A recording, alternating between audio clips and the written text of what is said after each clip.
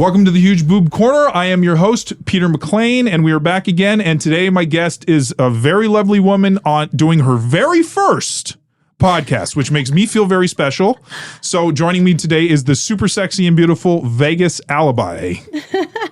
How are you doing today? Hello, doing wonderful. Thanks for coming in this morning. I know that you tend to be a little busy, but yeah, this is your first podcast. Yes, it is. Are you excited? I'm so excited. I'm really excited. I'm happy to be able to pop that cherry, as it were.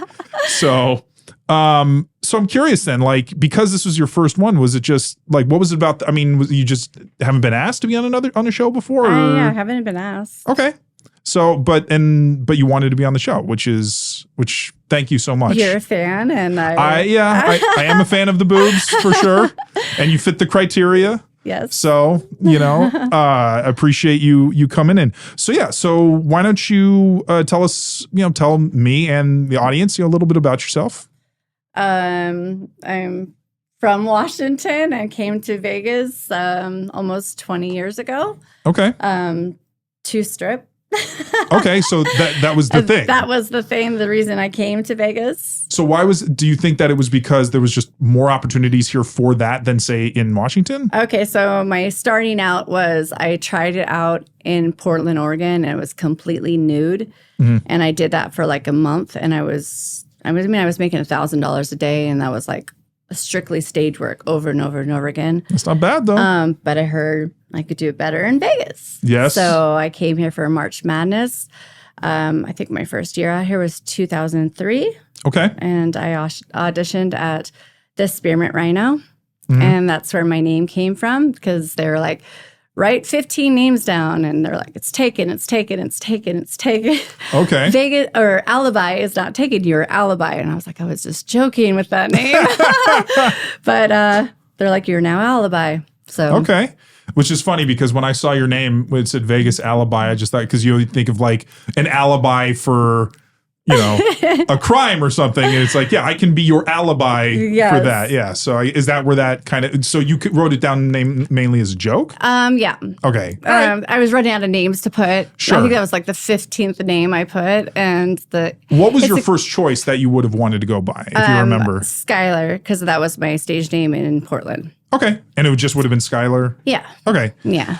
So when you first got down here, then did you notice an immediate change from like the dynamic, from working up there to working down here? Oh yeah. So in Portland, it was strictly stage work. You were completely nude. Here, my first dance, I wanted to take a rape shower.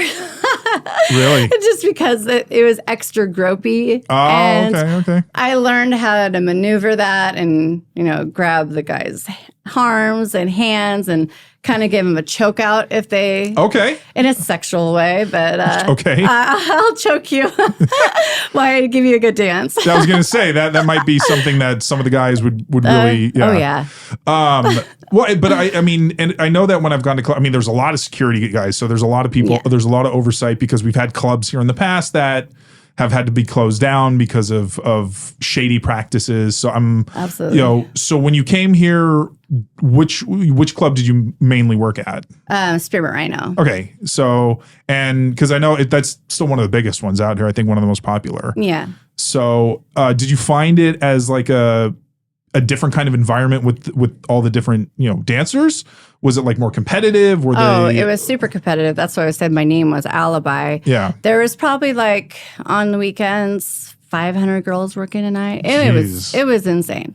There was a lot of girls, and it was like, bumper to bumper everywhere walking through. But as I worked, the bouncers loved me. The management loved me. So they'd always call me for lineups when there was like high rollers in there. Oh, okay. So so then how did that so take us through this then. So like a high roller, now would they know beforehand they'd be coming in? Usually a host let them know. Okay. And they would come in a different door. Okay, and go like straight to like a private room. Yeah, either champagne room or like the VIP. Okay. Celebrity booth. Sure. So in your experience, would they come with like a big entourage, or would it just be maybe just them and maybe like a friend or two? Sometimes It Okay. was an entourage. Sometimes it was just their friends. Okay. Sometimes it was just them. All right. And then you would be there for the entirety of their time there, or they would switch you guys out? Yeah, usually I would be there for the whole time that they were there. Okay.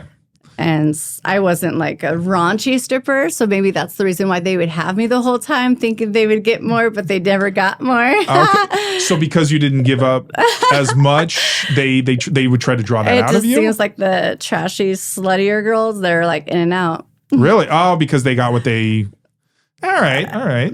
I made my money. Yeah, sure. Really good.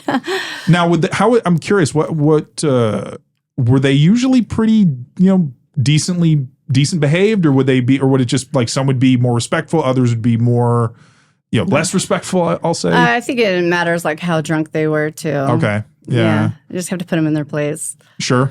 Yeah. I'm in charge here. Okay. Not you. I don't care if you're a celebrity, if it is a celebrity that I'm dancing for, or a high roller. Okay. And so in because I didn't realize, I don't know if it was the same back then where, dancers, you come in, you pay a stage fee, and you're basically like an independent contractor. You weren't hired as an actual employee. No. There. So, okay. So it was the same thing. Back then it was independent contracting. Still okay. Still that. I think they pay hourly now. I'm not sure. Okay. But yeah. We did have to pay a stage fee. Yeah. I would pay to go off stage. So stage fee and off stage fee, just because I'd make more money off the stage there. Okay. And doing VIPs, okay. And in that situation, it would be whatever the base rate would be for dances. Is it that it would be split between you and the club, or would that be all you or more you? So like different rooms. So it's 3 for 100, 200 for half an hour, and then 400 or 500 for a celebrity booth. But they would have to buy a bottle, and then I would always have them tip the bouncers and the servers really good, so I didn't have to do it. But because I did that, the bouncers still loved me because they still got it. They got something too. So they're like, okay. Oh, and that's what this town is. Yeah. It's all like tipping everybody out. Yeah. Like, I learned it really quick because I worked every day. When I got here, I started working every day, no days off, because I only had like a little gap period of time to make that money. Yeah. And now I'm in a MILF category, so who cares at the age they now? Yeah, right. And could you, like, if you wanted to, could you go back and dance now? I don't think so. Okay. It's a young catty really? world in there. You just don't want to deal with that anymore. And I remember like the older girls in there and the girls being a little on the rude side. Really? Yeah. So, I don't know if it's still like that, but sure. It probably is, because human nature being what it is. Yeah, and everybody's out for money there, Yeah, and if you have other means of making revenue and doing something that you enjoy more, then don't. I'm making tons of bank on what you're doing now. Yeah. So, so when you came here, was it Spearmint Rhino that you knew you were going to dance at, or was it just you looked around at different clubs first? There was this place. It was before it was Crazy Horse 3. I can't remember what it was. Same building. Okay. They changed a little bit in the inside. I tried out there first, and it was just dead. There was no one in there. But I was really nervous to go to like the big guy, the talk of the town. And then I just did it, and my alter ego came out. Okay. So then there is, when you would perform, you Vegas would be basically a character. Yes. Okay. Definitely. Even when I'm camming, I'm coming out. Sure. My shell. Yeah. Which I guess that's what, say, actors do. Like there are a lot of Hollywood actors that I want to say, like Johnny Depp is somebody who, when you see him interviewed, he seems very kind of shy and introverted when he's talking. But then obviously a lot of his characters can be very, different from that. Yeah. So was that something that might have attracted you to doing it? Was because you got to be this kind of bigger, or this other person? Yes, I do think it is. It's a natural high. Okay. And I love doing it. I think I learned that actually coming back from belly dancing a long time ago, that you always have an alter ego and you could go out and perform on stage. It sounds weird, but no, I think that, yeah. That's why I learned it. So. Okay. And so when you started, so you started dancing, and I mean, what was it that, like, specifically about that kind of performance that you were attracted to? Was it because of the obviously the nudity, or because there's obviously different types of ways. Sexuality, being sexy, the money. Yeah, the money. Yeah, obviously money helps. It was a fun atmosphere when I first started. Yes. Okay, and then and at what point did that start to change? Around my 10-year mark, it was like, I don't know, it was over. I was drinking too much. There was a lot of other things going on. Okay. I just didn't care for it anymore. Sure. And you just kind of move on from it. And I got a real job, actually. Really? Yes. What did you end up doing? I bartended at a couple of nightclubs here, and then I also bartended at the Wynn for 10 years. So. And how was that? More professional, button up. Sure. Yeah, of course. Yeah. I've heard the money though on bartending, especially on the strip, can be really, really good though. It was good, yeah. And I was union too, so that was a good thing back then. Like now it's chump change, but really? Okay. And the insurance was really good too. Nice. So you did the bartending. Was that an interesting adjustment? Just being able, because you're in a more corporate, I guess, environment. Yeah, and having to listen to people and because you were do what I'm told. Well, because when you were dancing, you still had people kind of overseeing what you were doing, but you were kind of left to yourself to manage yourself in a way. Yeah. Okay. I was I still had to obey the rules, but you still could do what you want, come in when you want, take a break if you want. Well, because I've heard that with clubs, you do have shifts, right? You come in for a morning shift or an evening shift. So at the Rhino, you got hired as a morning girl, a night girl, or a graveyard girl. Okay. I was lucky enough. I tried out for the day. And the manager at the time goes, "No, you're a night girl. You go try out with John." So then John auditioned me, and he goes, "You could work whenever you want." So that was a good thing, not to blow smoke up my ass. No. I was new to the whole game, so it sounds like they took an immediate liking to you. Yeah. Is it maybe because they saw you as personality, or oh, she's a lot easier to get along with? Or? I have no idea, because I came in as a really, really shy person. Okay. But they saw you as, because I assume the night shift is the more lucrative time, whereas the day shift is very busy, lots more money. Yeah. Graveyard could be good too, because you come in at 3 o'clock and people are ready. Oh yeah, I've met people coming out of the club at 11 in the morning on a Sunday, and I'm just and you look at them and they just look. And oh my God, with the light comes out. And they're like, "You've been here since 3 or 4 in the morning," and I'm like, what did you do there for 7 hours? How much money did I just lose too? Because just like anything, if you don't manage yourself, your money can go like that, because it adds up super quickly. Yeah. So would you notice that because there were guys, I'm sure, that just go in there that just to watch the stage. They're not into or I don't know if they have the money to be able to go back to do more private stuff, but yeah. There's people that wanted to sit by the stage, and then there's people that are out looking for just dances. So. Yeah. So I'm sure you saw. Was Spearmint did you ever see some really crazy stuff happen there? More actually in the day shift. I don't know why. Really? Yeah. Okay. I've seen some. Because I had a buddy who years ago, he did valet at a strip club, and it was this really small backwater in California. I used to nickname it was the truckers, the truck stop strip club, because it was right next to a truck stop. Oh gosh. And so I remember, I remember one time I was helping him out one night with parking cars, and it wasn't a very busy place, but I remember one time, and this guy got tossed out. And the bouncer said that the reason they threw him out is because he licked one of the dancers on stage. And I was like, oh my gosh. I was like, that's oh man. I can't imagine what she would have thought to feel that. Yeah. Because I don't think I assume you get kicked out for something like that here too, but I don't even think a guy can get close enough on the stage here. No. There's enough space on the stage. Yeah. Here. So, but you never, you didn't, you never had, fights wouldn't break out or stuff No. So I also went traveling stripping too. And I did. Oh, so you did touring. I mean, kind of. Okay. I moved. I tried to get out of Vegas and I moved before I got my real job in Vegas. Okay.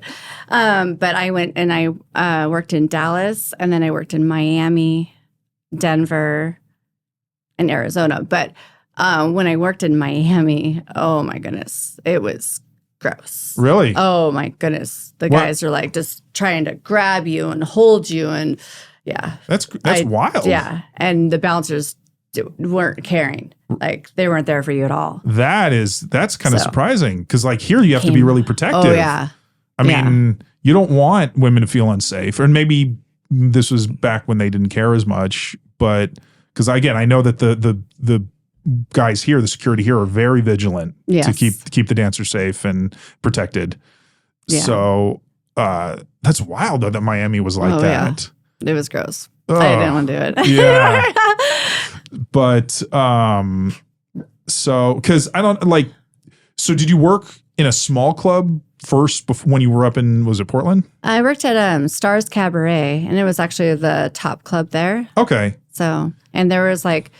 It was like 5 stages and it was only stage work. I mean, they had like it was really weird. Like, so private dances, but you had to be like 3 feet away from the person. Okay. And you're just like, yeah. Here I am, but I'm completely nude. Yeah. Right. It almost reminds me of there were places where you'd have like a pane of glass in front and you would just like pay to have the current go up. I've never seen that. Oh, you haven't actually? Okay. I mean, I don't know if that's actually happened. Maybe, I don't know if that was, because I was never at a place like that too. I've seen that. It's like what they're called arcade. Yeah, like an arcade or something like that. I know they used to have them in Vegas. I don't know if they still do. So I don't know. I'm not clued into that, but with the live dancers, I know that's like some of the adult, like the adult stores here, the porn stores, they have those like pay booths where you can watch in a booth. I did not know about that. That's cool. Yeah. So like, have you seen the adult superstore? Mm-hmm. Yeah, that's where they are. Oh, okay. So I've been, I don't know if other ones have them, like the Love Store, which I don't think that those do, because those are just for just the accessories, the clothes, and the toys and stuff like that. Anyway, so. So you were telling me though that you were so liked in the club that you would actually get, I don't know if it was assigned to like really special. So I don't do like outings and stuff very much. And the outings are like going to a nightclub and getting comp stage fees and stuff. But this one time the manager's like, please, this is a special guest. And I was like, well, I got to pick one of my friends that are going to go with me. Mm-hmm. So it was me and my girlfriend and it was Jet Nightclub. And we sat there at the booth and we waited for like the special people that are supposed to arrive. Mm-hmm. And it ended up being...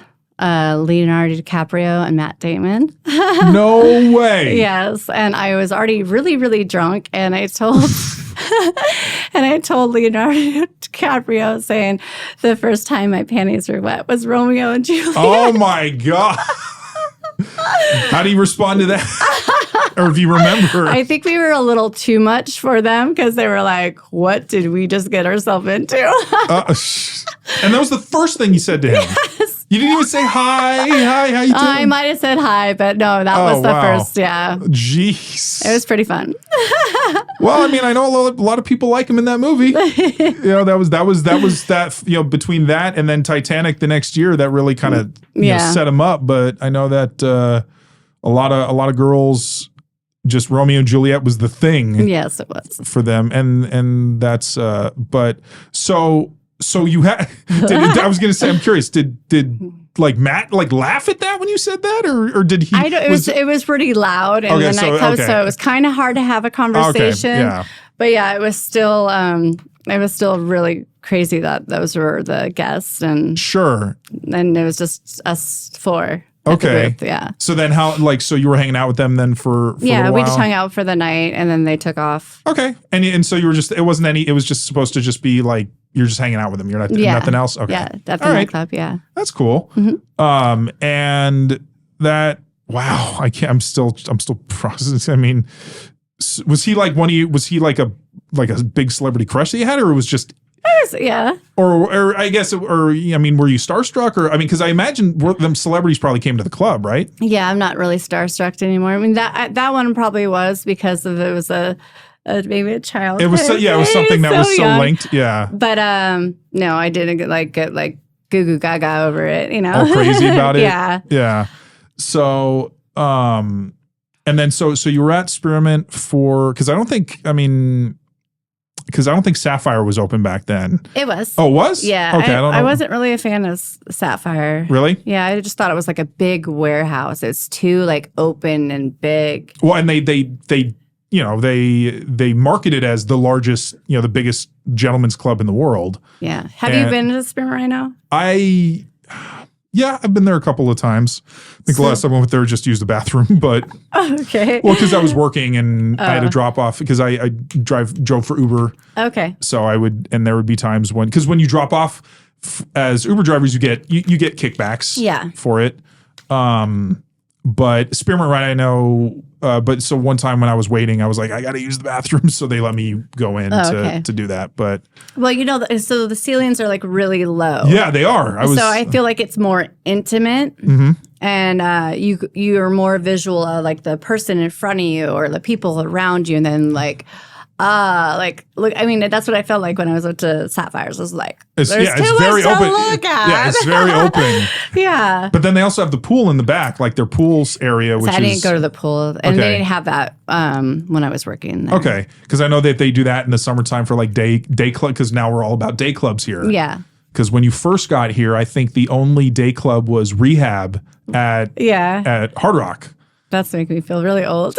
Well, I'm just saying, yeah. Well, because I remember the show and Rehab, but before that, the day club culture didn't exist. The idea of partying in the daytime, and it was only on Sundays back then. It didn't. Now it's like Friday, Saturday, and Sunday, daytime and night. Because you got like the night swims at Excess and all this stuff. Keep on keeping on. Well, and that's the thing. That's why the city wears people out. Yeah, they're like, how do you live here? Well, I don't do that. Yeah, you don't go there. Yeah, it's like you'll have people be like, "Do you live on the Strip?" It's like, no. No, I live in the Rhino. Yeah. They have a little cot for you in the back, and but yeah, it's this city. I mean, this city can be because if you can't manage yourself, in terms of whether it's gambling or drinking, because there's so much access here. Oh yeah, to that stuff. Like I tell people, it's the city that never closes. That's definitely true. Yeah, because you can. I used to spend a lot of money gambling after leaving the strip club. Really? And stupid, just the bar slots. Just talking and drinking, just putting my money in. I was like, I just made all this money, but I put it in. Oh, had to quit that at the first year I was here. Yeah. Well, because I mean, gambling, it seems like such a waste. Oh, it's reverse ATM. Yeah, well, but I get that some people think it's a form of entertainment, I guess, like a grown-up video game. Yeah. Although now adults play video games, just actual video games. Yeah. Like we just had a convention here, TwitchCon, for people that are on that site Twitch. Uh-huh. So actually my last guest last week, she was here for that. So, but it's like now you can make a lot, like she was telling me how you can just, the fact that you just sit playing a video game for like 8 hours and you make money. I just doing that? A couple of my girls that are on Stream 8 with that came with, well, not with me, but the same company. They said that they're going to start doing a Twitch, and I was like, so do you have to be good at video games? I don't know. just be there in a lingerie. Yeah, that's what I'm. Well, because I was reading something saying that now I think some people are not liking Twitch because they think that now a lot of the streamers are just attractive women just dressed in a sexy way. And because here's the thing, it's not, from what I understand, Twitch isn't specifically just for video. You can do whatever on the site. You like people can do like cooking, you can do like lifestyle stuff. It's just video games turned into the main thing that people did. So yeah, it's like you could play a whatever and video and film yourself or have yourself on cam doing that. You don't do anything. And I guess what's nice about that is people aren't tipping you. Like you're not worried about that. If you get enough people watching, you make money off of ads. Okay. So it's Google AdSense, I think is what it is. But so you were telling me though, so you left stripping, and now you've been doing camming for how long? Been doing camming for almost 3 years, I think. Okay. So my goal is to get MILF of the Year award sometime. Okay. on the particular site on StreamMate? Or? No, I think it's XBiz. Oh, okay. And what was it? Why Not awards that they do? Is that MILF for like camming, or because I know that there's a lot of different... MILF for camming, yeah. Okay. Because there's a lot of different specific categories. Yeah, I don't know how about you get nominated, but that's where I want to go next. You know? Okay. I'm making just as much as I was at the strip club in my bedroom. Yes. So, no traffic, just go right upstairs. Yeah. My bedroom. So, and I love it. My alter ego comes out. Nice. And was it just kind of was it interesting to start doing when you did it, just because you're so used to performing for people in person, and now you're doing it? Well, the whole thing, I had a gap because I had a real job for 10 years. Sure. Then the pandemic, and I actually just had a baby. Oh, wow. So when I first started camming, I just had a baby like 4 months before I started camming. So it was like the milk content. Oh, guys, right. I tried it out, and everyone went goo goo gaga. Well, it is I popular. did not know that there's a lot of lactation fans out there, but Which yeah. I think, unfortunately, like OnlyFans doesn't allow for that. Everything got taken off. Yeah, which is unfortunate. I mean, I know some, I don't know if Fansly or some of the other ones might be a little looser with it, because OnlyFans tries to, it's like, well, we're not porn. It's like, but dude, that's how you're making your money. Yeah. I mean, every now and then you get a celebrity joining OnlyFans, but for the most part, your bread and butter's coming from adult performers. Yeah. But whereas like things like Fansly and I think Loyal Fans were made to be specifically adult content platforms. Yeah, So, I know that OnlyFans does like alert me on certain stuff like all the time, and I'm like, I have no idea what I'm doing wrong. Or it says it's not me in the picture, and I'm like, it isn't me. Well, and that's the thing. OnlyFans now dings you for like having toys, thinking you didn't tag this other performer, and it's like it's not alive. That's what was happening. I didn't even think about that. Yeah, that's what has been happening. My headless, armless, legless toy. Yeah, exactly. This little object, this instrument, or this whatever is now considered a co-performer. Have to get identity. Yeah, right. It's like, how do you get an ID from a cucumber?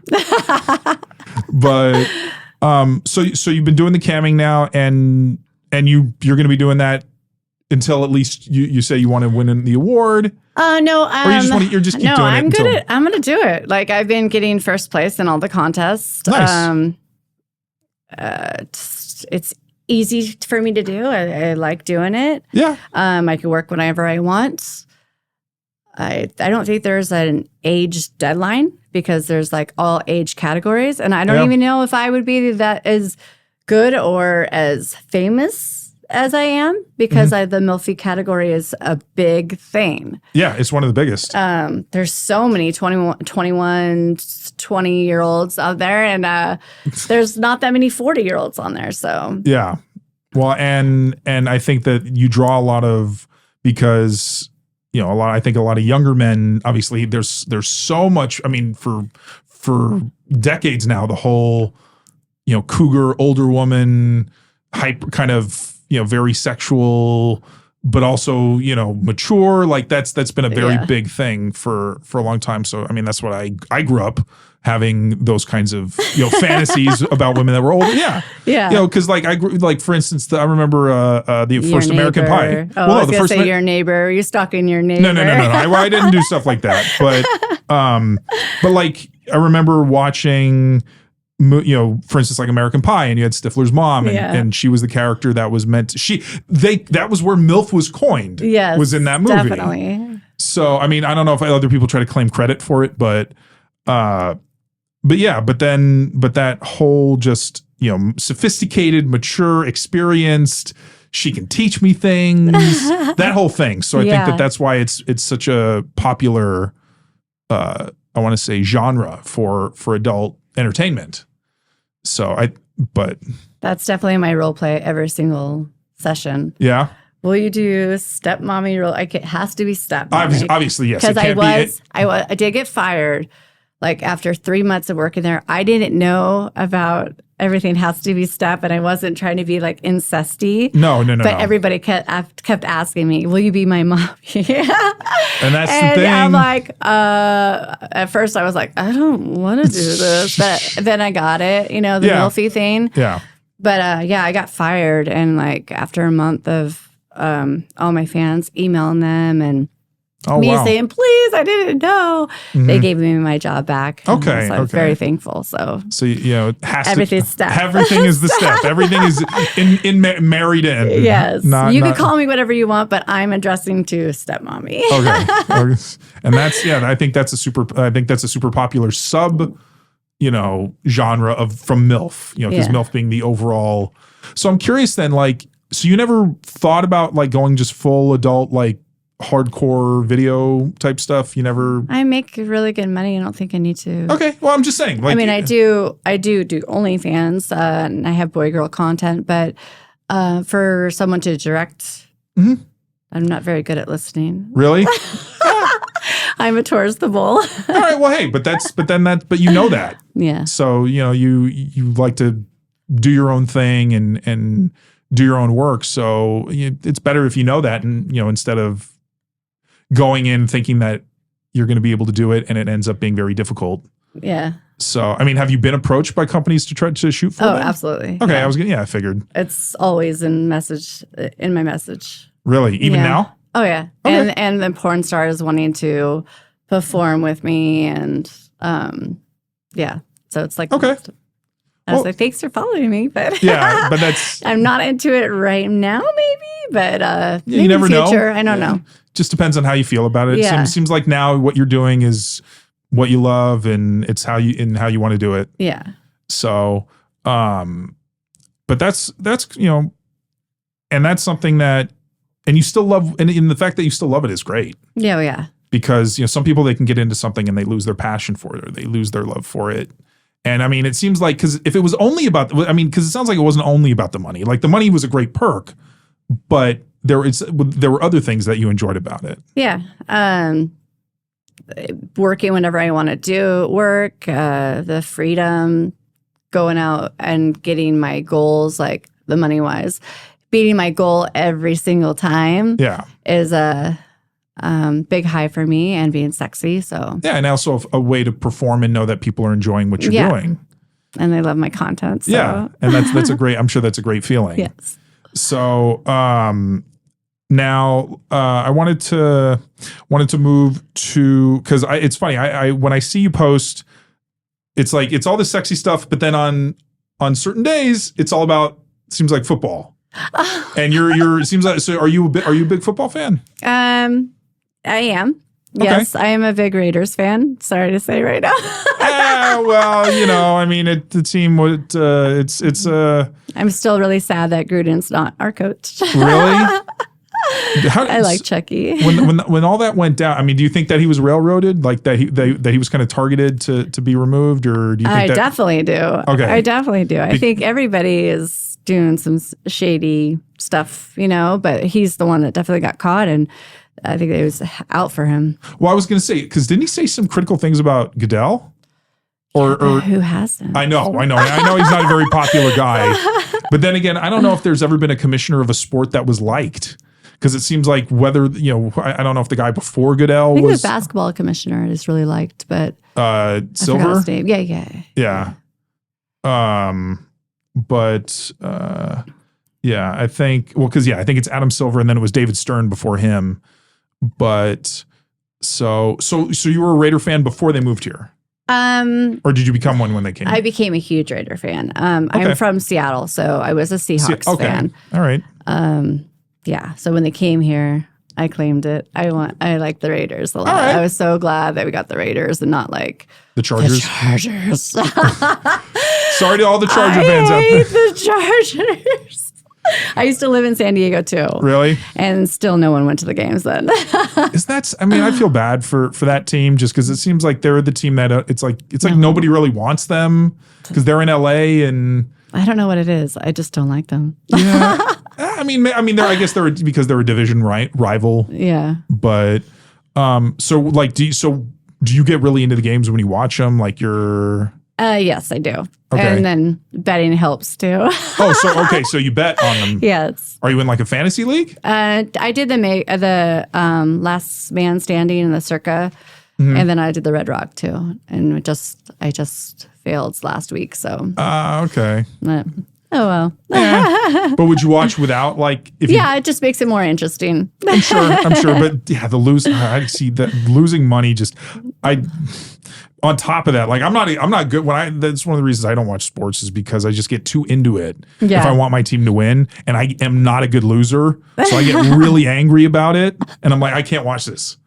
So I was like, if I put money on there, I feel like that would just add to the stress. So yeah, so it looks like they're not going to be doing a hometown Super Bowl with them this year, which I mean that would have been really, really cool. That would have been. I was hoping. I mean, that's going to be crazy though. Have you ever, I mean, I don't know if you've ever been to a Super Bowl, but it's an insane event in regards to just all the police and the crowds and everything. Right? I've never been to a Super Bowl event. I'm going to go this year. Yeah. Don't know who the teams are going to be, but sure. Who do you think it's going to be? Well, I'm a little biased because I'd like to think that my team has a shot, which is the 49ers. Which, but we'll see how they do tonight because I know that it's a Monday night game. I'm going to go see them in Seattle during Thanksgiving. Nice. Yeah. I'd love, I know just because the story right now of their quarterback Brock Purdy is something because I actually like sports stories more than sports. Yeah. Because the stories can be a lot more interesting and dramatic in that way. And the fact that you have this young guy who taken dead last in the draft. Oh yeah. As a third stringer and then gets called up his first year. No, I do think 49ers have a good chance of going to the Super Bowl this year. Yeah, I hope so. I mean, we'll see. Obviously, injuries are always one of those kind of determining factors. Yeah. And I'm hoping, but then also, I mean, there's a lot of other good teams out there. Obviously the Eagles and surprisingly enough, the Lions, I think are doing I think they're 5-1 right now. So some of my old roommates will be really happy about that because they were from Detroit. But yeah, a lot of good, good teams. And so, but you don't leave the team. You don't, if they're bad. Like you don't, or do you bandwagon? Yeah, you don't jump off if they're doing, okay. Well, that's good. Just go to less games, I guess. Or their games get cheaper. Yeah. Oh no, not in Vegas. Here. Yeah, not here. Because if you have fewer Raiders fans, you have more opposing team fans. Other teams, yeah. So Broncos or Chiefs but not Chargers. Not. I think they were giving tickets out last game. Really? Have you seen? I don't know if you saw. She went viral last week. The Chargers super fan. This woman with the glasses who was going super crazy. Yeah. And then they accused her of being a plant. Yeah, like an act of being an Hollywood actor. Yeah, doing it. But it's man, to get that excited over a sport. I feel like is I don't know. It's. I'm hoping that she doesn't have health problems as a result of that kind of excitement. But. And then also for college, because I've seen you. I can't remember what college that you've put out there. I went to Grossmont College. I went to school for computer science, but I never finished. Okay. Well, no, but I think because I've seen you, because I know I've seen you have the Raiders thing, and then I think UW, yeah. Okay, there you go. Just because I went to school or went from Seattle, so okay. So you I guess a supporter of. Yeah. Of them. The West Coast, yeah. Sure. Not UNLV? No. Yeah, well, unfortunately, their football isn't as strong. They get to play in a cool stadium, though. I know. They probably get to play in the best stadium of any college team. That's where they have all the recruits coming now. Really? Because they're you get to play in the stadium? Well, and I know that the stadium does special games, too. We had a Notre Dame game, I think, last year. So they're actually bringing special games to obviously probably bring more tickets. Because UNLV, I think, I tell people UNLV games are still the cheapest games to go to. Of any college? Of any event at Allegiant. Oh. Because a Raiders game is going to cost, hundreds of dollars. Yeah. And you can do a stadium tour for $60. But going to a UNLV game is $30. Oh, wow. Because they don't sell out. So go to a UNLV game. If you want to see the stadium. Yeah, that's cool. So. I had no idea. Yeah. Well, and imagine, I was going to say, because imagine if you were working at Crazy Horse after the stadium. Like, imagine how busy they are now during games. The days. And they, I just noticed that they have like free parking. And so then they probably put stuff like on those cars for afterwards. Get 2 drinks for free and then like hook them in for a free chance. Because well, and I don't know if you knew this, but I think the NFL tried to get the city to rezone that area so that strip clubs weren't allowed there because they didn't want strip clubs so close. Yeah. Because they were like, we're family oriented. We don't want this. And Vegas was like, nope, we're not going to do that. Yeah. We're going to keep it the way it is. I think the Raiders being so close to a strip club kind of fits them. With the organization. Yeah, right. With the organization. I can imagine that place gets pretty rowdy after a game. Definitely. So, but yeah, because I mean, the turnover here in the club seems like it's so high. I mean, because you would have 500, say, girls working in a night, but I mean, that would be what, thousands of people coming in a night? So many people. Yeah. Yeah.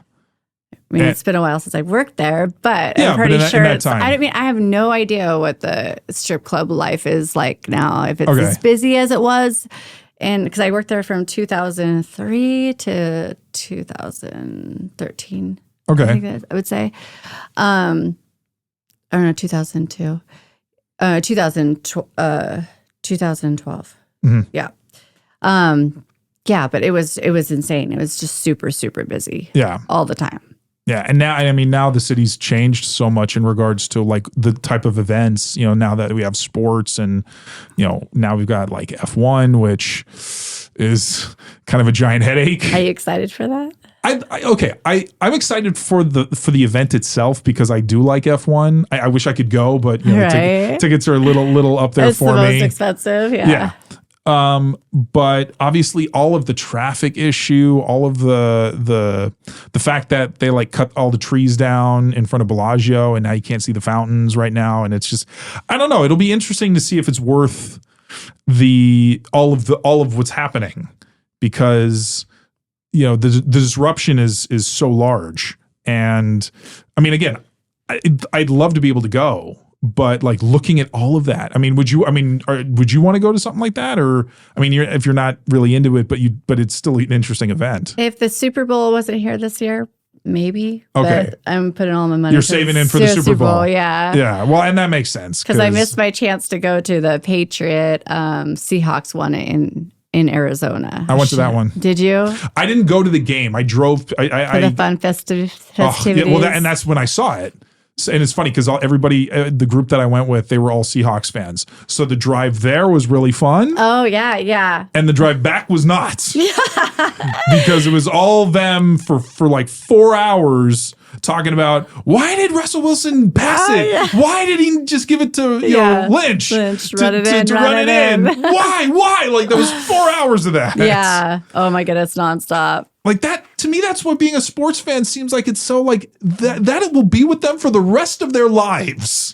Did he do that on purpose? Exactly. They will dwell on one play. Yeah. For that. I mean, granted, the Seahawks had already won a Super Bowl previously, so it's not like, it's not like they came close twice and lost. It's not like the Bills that went 4 times and lost. But yeah, imagine though, like to dwell on one play of a game and just constantly being like, why did this happen? Why did this? And it's, I mean, that's the nature of sports, unfortunately. Yeah. But anyway, I mean, the Super Bowl here is going to be pretty crazy. So, all right. So let's move into the boobs. And so you said that you had boobs. Yes. Yeah.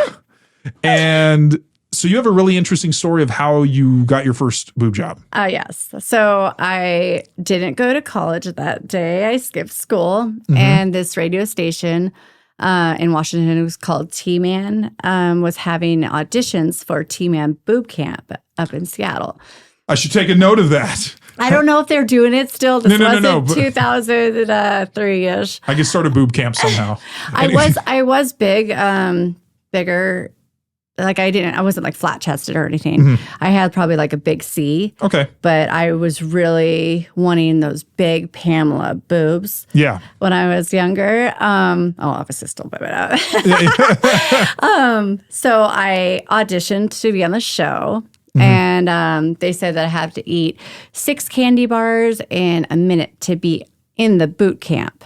So I shoved those candy bars in my mouth and I ate them. So I got to go to the boot camp. Okay. And it was 8 o'clock in the morning. There was, I think, 200 girls. Okay. There was a lot of girls. And we were all topless. You probably would have enjoyed it. Probably. I mean, it was a radio station, so there was cameras and stuff like that, but you could hear what we were doing, but you probably couldn't see back then. Like, sure. there was no you didn't have a visual element to it. We had to do a warm up, actual boot camp, topless. Okay. And then we had to do nipple painting, which we were handcuffed together, and we had to dip our nipple in some paint, run to the wall where it says our name. So we're like fighting each other because we're all handcuffed together. Oh my God. And we had to like use our nipple to paint a picture. Okay. And guess what I painted? A boob? No, I painted a football. Shoot, I should have known. I should have known. Yeah, so they actually couldn't make mine out. So I got to go to the next round, which was booby karaoke. And we had it was like suicide karaoke. So we didn't get to pick the song. You had to sing whatever was on. And believe it or not, I'm kind of shy. Okay. Until my alter ego comes out. Yeah. But it was R. Kelly Ignition. Nice. And they replaced words with boobs and jugs. Okay, instead of, And then we also had, then I went to the next round and it was throw an implant the fastest. And they actually had a speed gun. Oh. And we had to like whip that implant. Wow. Yeah, I think that's all that we did. Okay. Musical chairs. Yeah. So, but yeah, there was 2 girls that won, and I won, and I got a 250 cc's high profile. So it was like small, but it was like projected. Okay. So it didn't give you like the round big boob on the outside, but I was already like really pretty big. Okay. And I had those for almost 20 years. Okay. I know I'm only supposed to have them for like 10 to get it redone. But then I had 3 kids. And then, so my boobs were like almost G's before I got these ones. Okay. So then I told the doctor, this is where I want to be. And so now I'm pumped up to 1250. Nice. Yeah. And how do you like them at the size they are now? I like them, but obviously I want to go bigger. Oh, you do? You do? Not right now. I mean, they're pretty perfect. I love them. Maybe in a few years. So like maybe 15, 18s, 2000? Oh, I want to go like 22. Okay. All right. So like a Madison Fox. I love her tits. Oh, yeah. Yeah. She's amazing. Yes. Her boobs. And there's, because, and it seems like it's interesting with women because with implants that the going bigger is this just, you get them and they look good, and then you're like, yeah, but I want them bigger, and it like just this idea. I mean, is because you just get used to how they look, and when you first get them done, they're swollen. Yeah, too. Exactly, and because when I first got them done, I was like, oh no, what did I do? They were so perfect before. Now they're like, oh. Yeah, now they look. Yeah. Yeah, now they're like dropping, and they're okay. Good. So then you always wanted bigger boobs because you were into the Pam Anderson like. That kind of. I loved Pamela Anderson. I wasn't allowed to watch Baywatch when I was little. Aww. So I kind of sneakily watched it when I got to. All right. I actually danced for Pamela Anderson. Really? Spirit Rhino and Tommy Lee. Yeah. Oh, that must have been a long time ago. Well, no, but like they. Oh, and I grabbed her tits. Oh wow, that must. How was that? That was fun. Yeah. Yeah. Was it like they had a private room and then you were one of the? Yeah. Okay. So and they usually like tell the people like what they like, and then the girls will do like a lineup, like cattle call, and then they'll pick. Okay. And I mean, have you always been blonde? I have, yeah. Okay. I think back then I had like black underneath. It was like the thing to have black, and then I had hot pink streaks, but I was platinum okay. blonde. Okay. Because I didn't know if it was like more Tommy's choice or Pam's choice for. It was Pam's. So okay. Pamela picked me. Nice. What's your favorite thing then about having, huge boobs? Well, they're not called fun bags for no reason. That is true. The best descriptor. I mean, I like touching them. Okay. And feeling them, rubbing them. Mm-hmm. Were they like, did you gain sensitivity in them when you got them, or? Okay, so my the first doctor said that I could lose sensitivity in my nipple, just to give you a heads up. And I was like, oh, well, that would be good because my nipples are super sensitive. Yeah. And that wasn't the case. That they made it extra sensitive. Oh, okay. So yeah. There you go. They're super sensitive. And that was the first one now. And then when you went to the ones that you have now. Oh yeah, they're still super. Okay. Have you thought about like going with expanders or just bigger implants? So there's people keep on asking me about expanders. Can I expand you?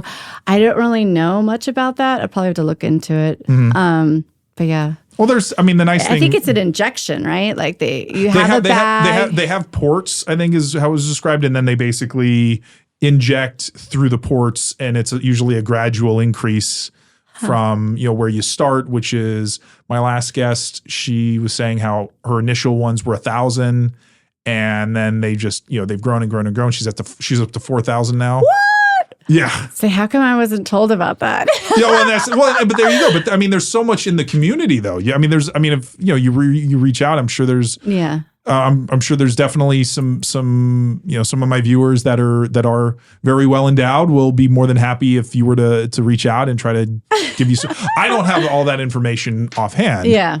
But no, it seems like there's a good amount of options. Wow. But like so and with having huge boobs, I mean, obviously, the attention and stuff like that, is there like besides the way they feel, I mean, what are just the way they look in terms of clothes and stuff like that? I mean, I feel more confident in the clothes, sexy, dominant. So I'm curious, do you have people that will, because again, one of the things, do you have people that would treat you like that treated you differently when you got them? Not really. I mean, I've always been voluptuous, so yeah, okay. But now I'm like, yeah, well, double take, I guess I would say. Because obviously people will look at women with very large boobs and they'll sometimes have certain judgments. Yeah. But hopefully you haven't had to deal with that kind of. I do tone it down when I'm picking my kids up at school. I'm sure you do. Got to be in mom mode back then. But I mean, but then again, in Vegas, you probably might not be the only mom with big enhanced boobs. Yes. So, but I mean, and you don't have any like they're not too big for your back. Like you don't have any. Oh no. Those issues. Okay. I mean, my back's always been pretty strong. Okay. So I just think I just got to keep on working it out, and my back doesn't hurt at all. That's good. Yeah. And now with my milk, I mean, I think that was a lot heavier. Yeah, because and sloshing around.